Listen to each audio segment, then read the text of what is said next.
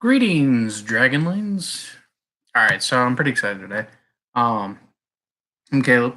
For those of you who don't know, I want to get some things out of just get them off my chest to start, so that way everyone's like, Anyway, I've done a lot of other videos on my channel, gaming videos, music, dancing, a little bit of guitar.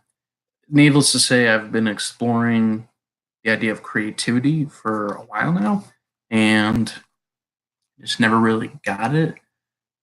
Horrible at art. Tried game design. That was fun. Wasn't great at it.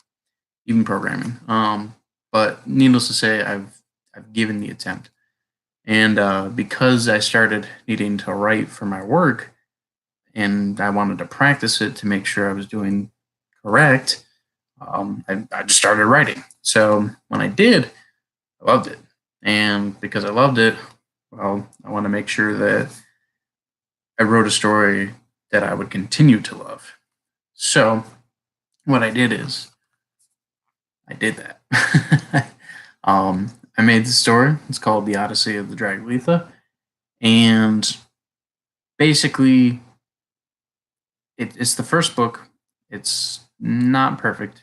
It's probably got a little bit of issues as far as like what a professional would be like.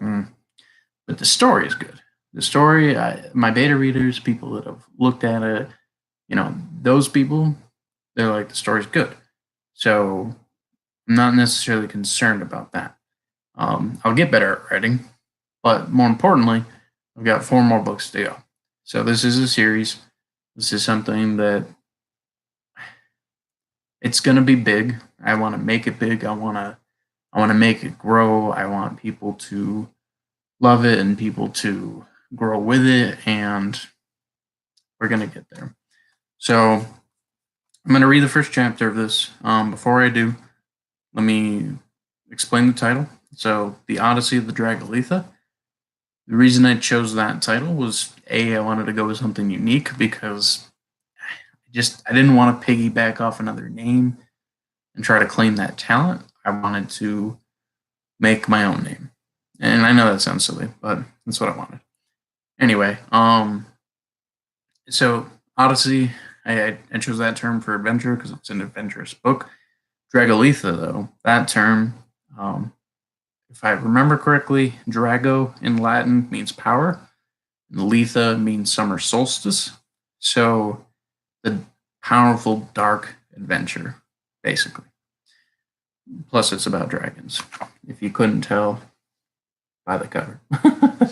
um, anyway, so basically, this book is this is what my take of a dragon story is. But I'm gonna get right into it. I'm gonna read the first chapter for you guys, and I'll read the blurb first, then I'll read the first chapter. So, 5 strangers thrust into a crisis situation, transforms them forever, solidifies their destiny. Mythical battles, legendary universal forces, and constant journeying further into chaos is a price you must pay to become a half-dragon. Though with great danger and suffering comes hope and motivation and even love. I'm working on my narration. It's not perfect. I'm training on that too. Sorry. All right. So we're going to start. The mighty storm.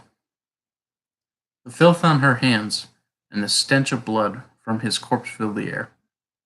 She looked at the stars empty and wondered, was this the life she had chosen? Was this her destiny?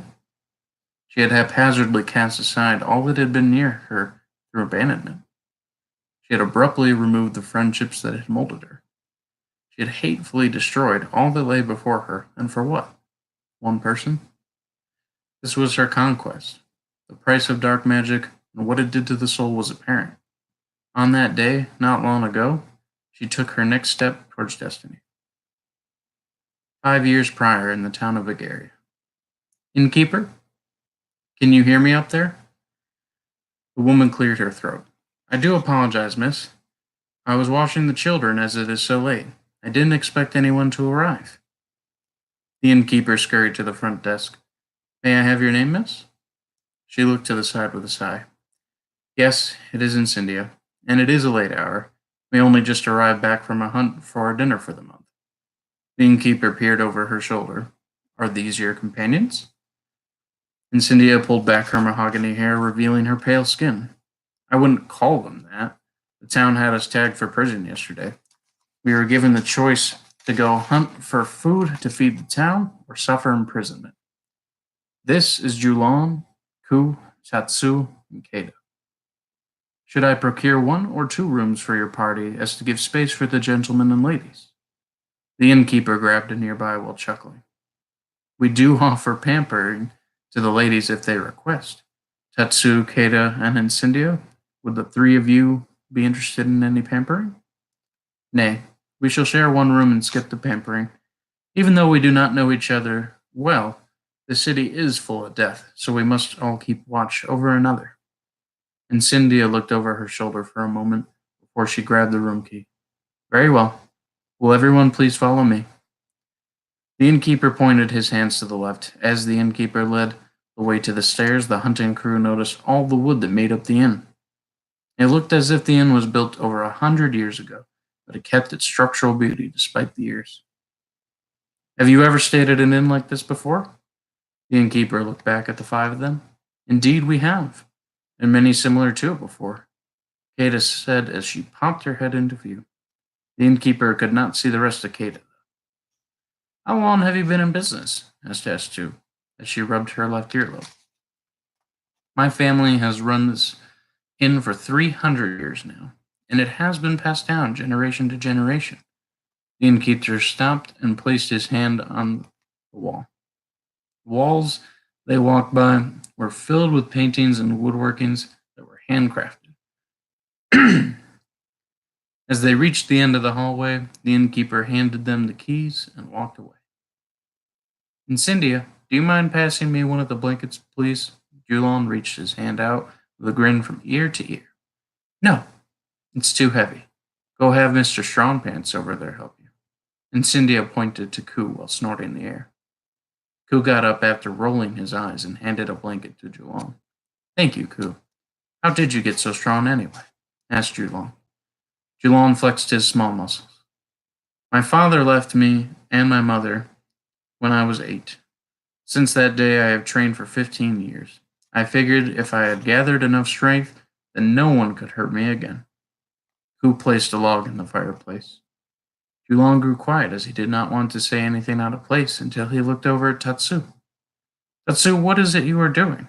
Julon crooked his head to the side. Shh, I am practicing poizitsu. Tatsu put her hands together in the shape of a triangle, while she held one foot up in the shape of a 4. She was no master at this, as she stumbled with every attempt. Kata snickered, as she had never heard of this before. After another hour, they all went to sleep, except Incendia stayed up to keep watch while her thoughts danced around rapidly. I apologize for not narrating perfectly, but either way, that's the first chapter. So, hope you guys are interested in it. I promise that it gets really intense. People told me it's fast-paced, action-packed. I have mythical creatures in here. I've made some new creatures. More than that, I put everything I could think to enrich the story and make it something fun. So, I hope you guys enjoy it. And if you have any questions, feel free to reach out. Thank you.